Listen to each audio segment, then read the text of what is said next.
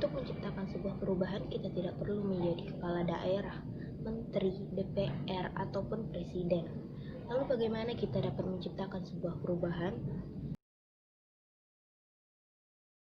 Pada siang hari ini, saya akan membahas mengenai sosok inspiratif yang dapat memberikan perubahan, walaupun perubahan itu hanya dapat dirasakan oleh orang-orang di sekitarnya. Menciptakan sebuah perubahan tidak perlu yang berdampak bagi semua orang, tetapi perubahan yang Anda lakukan dapat berdampak bagi orang-orang di sekitar Anda dan dapat membantu mereka. Artinya itu perubahan yang Anda lakukan itu berhasil. Sosok inspiratif yang kali ini saya bahas bernama Bapak Syafrizal. Pria berumur 48 tahun ini sehari-hari bekerja sebagai karyawan swasta di sebuah perusahaan. Lalu ia juga menjabat sebagai ketua RT di sebuah kelurahan. Lalu bagaimana perubahan yang ia lakukan? Berkali-kali pergantian RT dilakukan dan tidak dirasakan perubahan-perubahan signifikan yang dirasakan oleh masyarakat sekitar.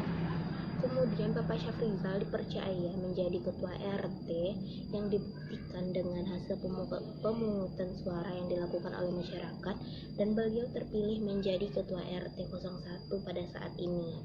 Beliau telah menjabat sebagai ketua RT selama 2 periode dan perubahan yang dirasakan, contohnya yang pertama, beliau mencetuskan untuk memasang lampu jalan yang dilalui oleh anak-anak dalam pergi mengaji.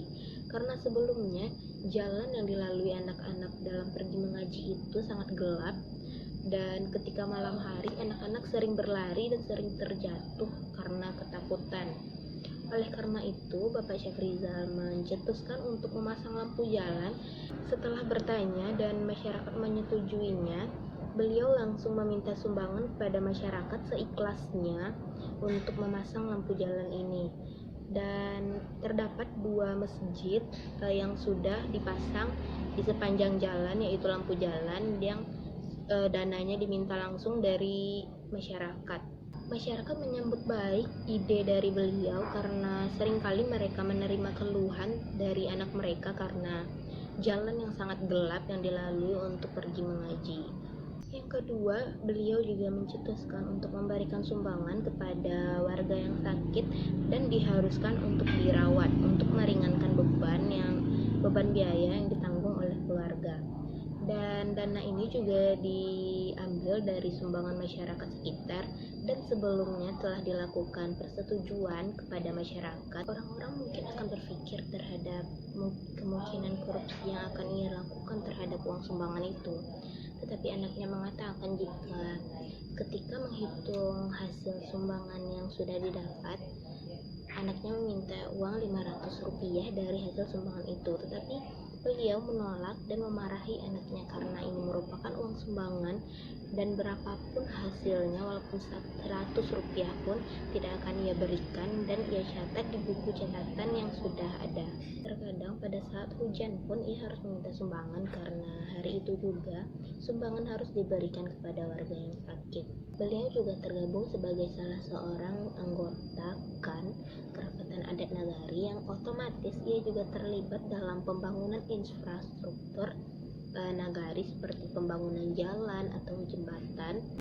Sebagai salah satu anggota dari KAN, ia bergelar Syafrizal Sampono Bumi, atau orang-orang menyebutnya dengan Mama Nagari.